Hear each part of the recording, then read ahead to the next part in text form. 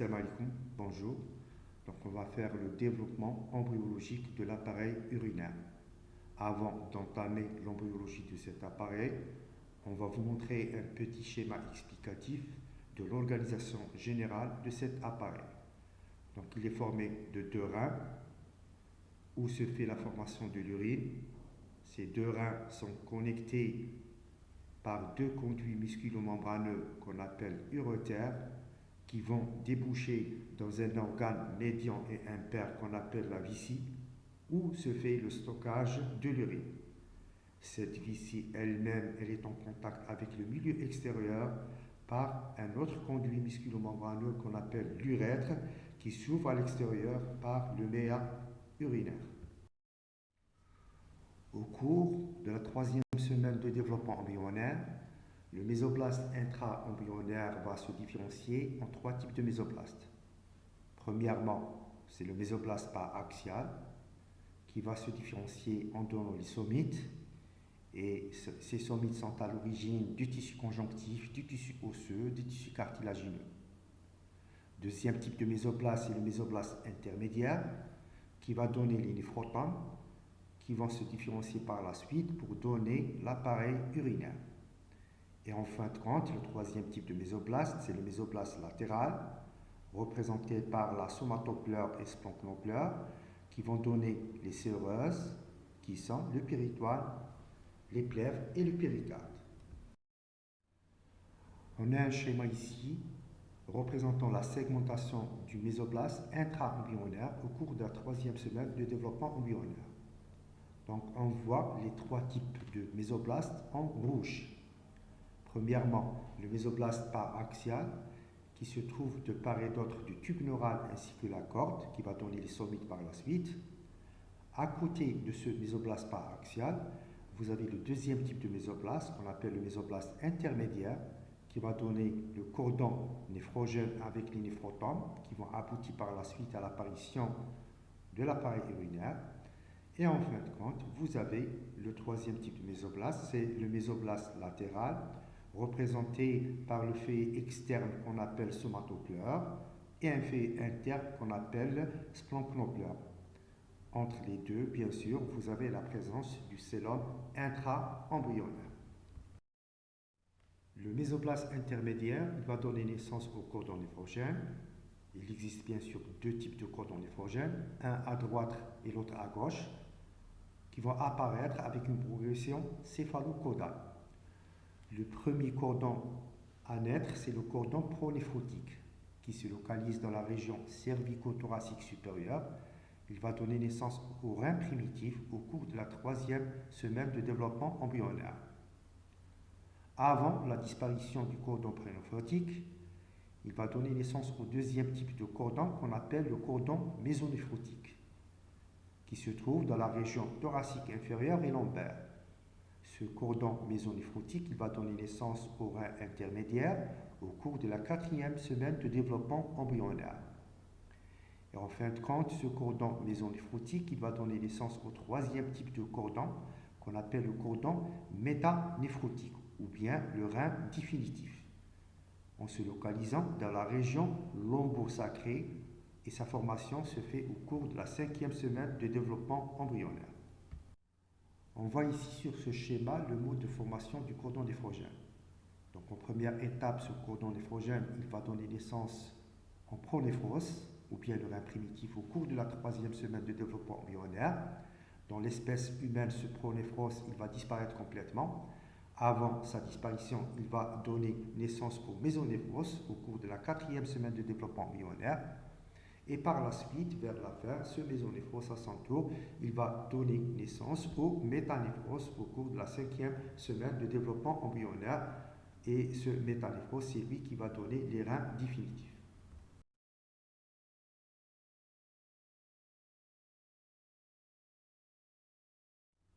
En grand B, développement du pronéphrose, ou bien le rein primitif. Donc, on a l'apparition des amas cellulaires pleins. Et chaque amas cellulaire, par la suite, il va se creuser du lumière, il va se transformer en petite vésicule. Chaque vésicule, à son tour, elle va s'allonger pour donner naissance à un tubule qu'on appelle néphroton. possédant deux extrémités.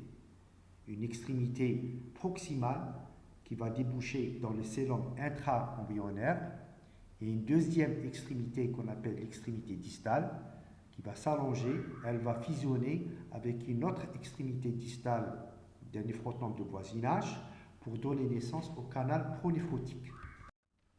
On voit sur ce schéma le mode de formation du pronéphros.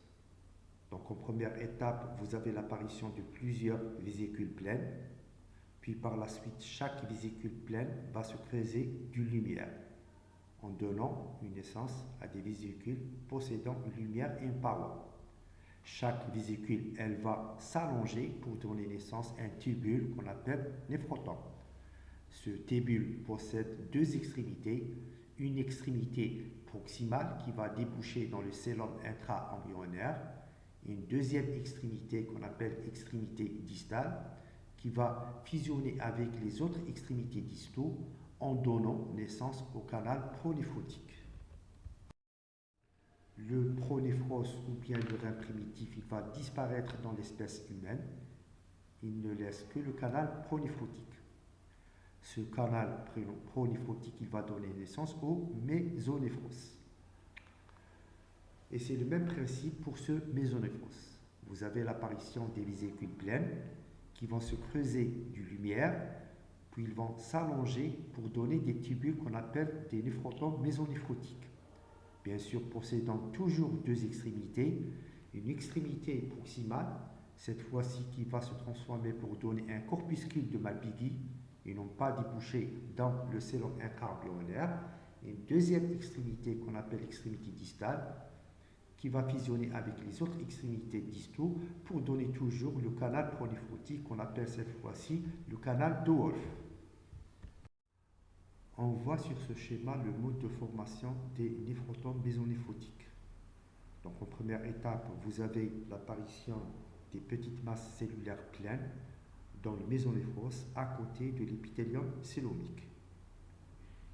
Et à côté de ces masses cellulaires pleines, on voit l'existence de deux aortes qui vont fusionner par la suite pour donner une seule aorte abdominale.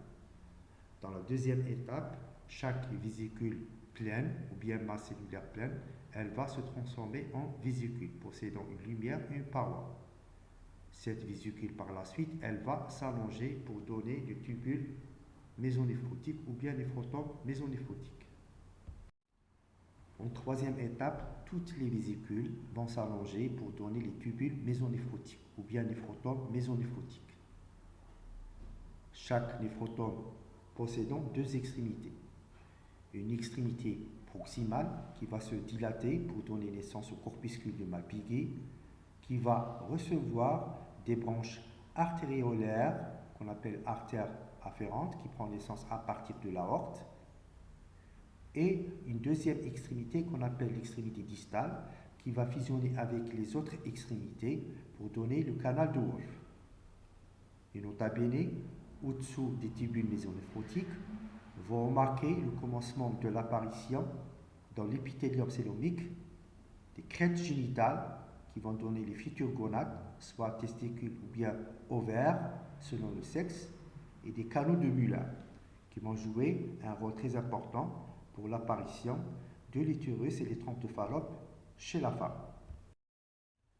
Le canal de Wolff, il va déboucher dans la proportion cloacale de l'endométrite. Pour le mésonéphros, il va se différencier en corps de Wolff. Maintenant, le devenir des canaux de Wolff et de canaux de Müller, selon le sexe. Chez la femme, le canal de Wolff il va dégénérer, il n'a aucun rôle, il ne persiste que le canal de Müller qui va fusionner avec l'autre canal de Müller pour donner naissance à l'utérus et aux trompes de Fallope.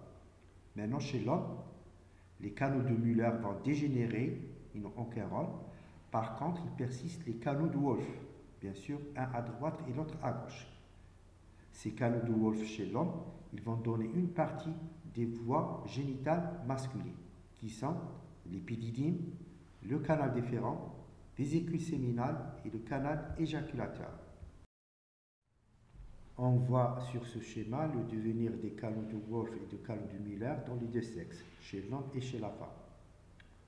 On a dit pour l'homme, il ne persiste que les canaux de Wolff qui vont donner une partie des voies excrétrices de l'appareil génital masculin, qui sont l'épididyme, le canal déférent, le canal éjaculateur et les vésicules séminales. Par contre, les canaux de Müller vont disparaître. Chez la femme, même. Chez la femme, il y a la persistance des canaux de Müller qui vont donner les l'utérus et les trompes de Fallope. Par contre, les canaux de Wolff vont disparaître. On voit ici le devenir de la crête génitale ainsi que le canal de Wolff chez les embryons de sexe masculin.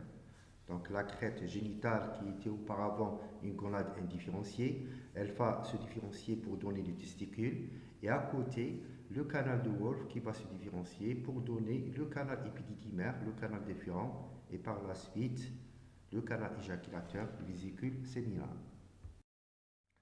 Grand D, développement de métanéphros ou rein définitif.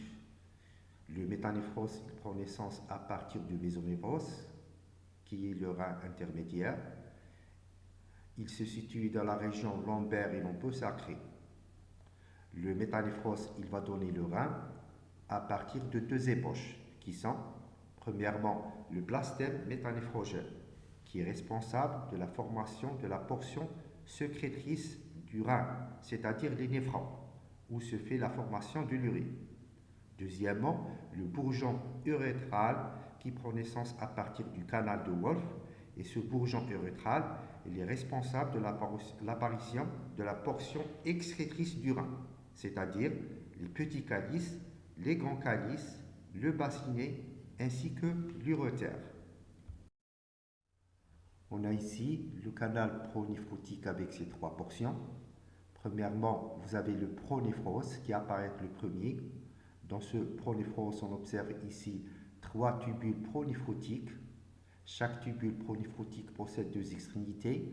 Une extrémité proximale qui va déboucher dans le célum interne. Une deuxième extrémité distale qui va fusionner avec les autres extrémités distaux pour donner le canal pronéphrotique. Par la suite, ce canal pronéphrotique il va donner naissance au mésonéphros ou bien le rein intermédiaire.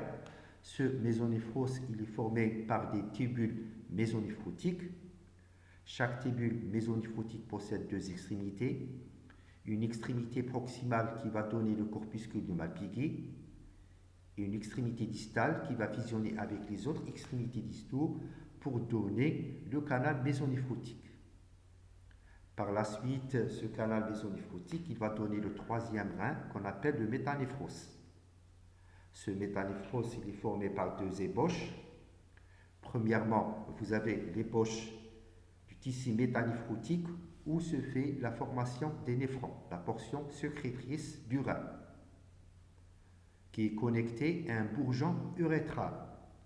Ce bourgeon urétral il prend naissance à partir du canal de Wolff qui va déboucher dans le cloaque.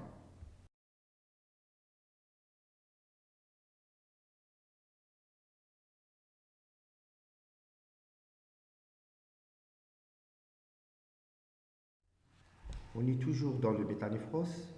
On a dit que le métanéphros il prend naissance à partir de deux ébauches qui sont le bourgeon urétral et le tissu métanéphrotique. En petit 1, le bourgeon urétral. Ce dernier il prend naissance à partir du canal de Wolff qui va donner par la suite la portion excrétrice de l'urine. Cette portion excrétrice elle est formée par des tubes collecteurs, les petits calices, les grands calices, le bassinet et l'urétère. On a ici un schéma qui vous montre le devenir du bourgeon urétral en coloration verdâtre. Ce bourgeon urétral il va donner l'urétère, puis le bassinet en 1, puis les grands calices en 2, puis les petits calices en 3, puis les canaux collecteurs en 4. On remarque ici ces canaux collecteurs sont en contact intime avec les coiffes métanéphrogènes. Ces coiffes métanéphrogènes, il va donner naissance par la suite au néphron, la portion sécrétrice du rein. On remarque ici la présence des deux ébauches qui sont le bourgeon urétral et le blastème métanéphrogène qui vont donner naissance au rein définitif. Vous avez le bourgeon urétral qui va donner l'urétère, le bassinet, les grands calices, les petits calices, jusqu'au canaux collecteur, c'est-à-dire la portion excessive de l'urine. Ces canaux collecteurs vont induire l'apparition des coiffes méthanéphrogènes.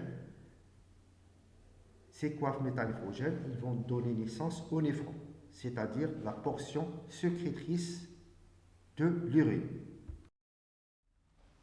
À côté du bourgeon urétral qui va donner la portion extractrice du rein qui sert à évacuer l'urine, on a deuxième ébauche qu'on appelle le blastème méthanéphrogène, dans lequel il y a l'apparition des petites masses sphériques à côté des canaux collecteurs.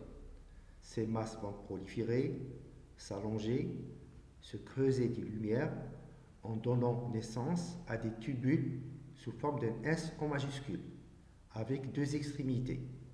Une extrémité proximale qui va donner naissance à des corpuscules de Malpighi où se fait la filtration et la formation de l'urine primitive, et une deuxième extrémité distale qui va déboucher dans un canal collecteur.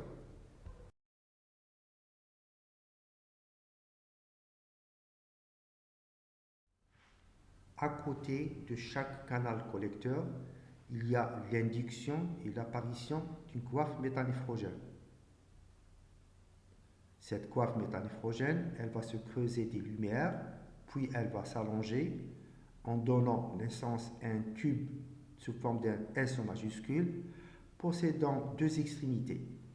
Une extrémité proximale qui va donner naissance à un glomérule de Malpighi et une deuxième extrémité distale qui va déboucher dans ce canal collecteur de voisinage.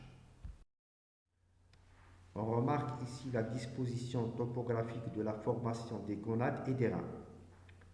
Les gonades, soit qu'il s'agit ovaires ou bien testicules, se forment dans la région lombaire, puis ils vont faire une migration, une descente vers la région pelvienne, où ils vont prendre la place des deux reins.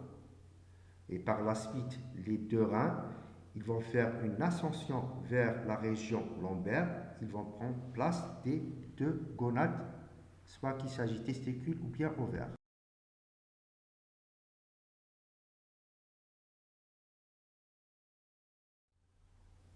On remarque ici le mode de formation de la partie basse de l'appareil urinaire, c'est-à-dire la vessie et l'urètre. La vessie et l'urètre, il prend naissance à partir de l'allantoïde, c'est-à-dire d'origine ontoblastique ou bien endoblastique.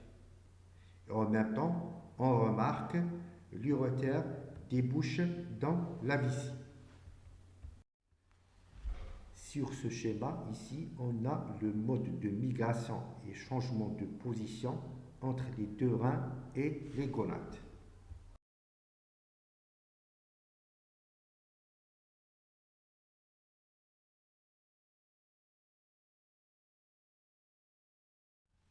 On voit ici le mode de formation de la vessie et de l'urètre à partir de l'allantoïde. En même temps, la séparation des deux canaux de Wolff par rapport aux deux urétères. Les deux urétères vont occuper la partie supérieure. Par contre, les deux canaux de Wolff vont occuper la partie inférieure par rapport à l'allantoïde. Maintenant, le devenir des canaux de Wolff selon le sexe de l'embryon. Si le sexe c'est un garçon, les canaux de Wolff vont persister, ils vont donner une partie des voies excrétrices de l'appareil génital masculin, tels que le canal épididymaire, le canal déférent, le canal éjaculateur et vésicule séminale. Si le sexe est féminin, ces canaux de Wolff vont dégénérer, ils n'ont aucun rôle. On passe en grand 2 les malformations de l'appareil urinaire. Petit 1, duplication des artères ou bien des veines. Petit 2, hydronéphrose congénitale, due à l'accumulation de l'urine dans le parenchyme rénal, ce qui va donner une hypertrophie du rein. Petit 3, un rein polykystique, Ce rein polykystique, il est dû à une mauvaise communication entre les canaux collecteurs et les néphrons, ce qui va donner la naissance à des kystes multiples. Petit 4, rein ectopique, dû à une mauvaise migration soit d'un rein ou bien des deux reins. Petit 5, rein double ou bien bilatéral. Petit 6, rein en fer à cheval, ce qui va aboutir à la fusion des deux reins par l'intermédiaire de leur pôle apical ou bien par leur pôle basal, ce qui va donner la forme d'un fer à cheval. Petit 6, agénésie rénale, c'est-à-dire soit l'absence carrément d'un rein, soit l'absence des deux reins à la fois. Petit 8, malformation urétrale, c'est-à-dire on peut avoir un urétère double. Et enfin, petit 9, on peut avoir des malformations de la vessie.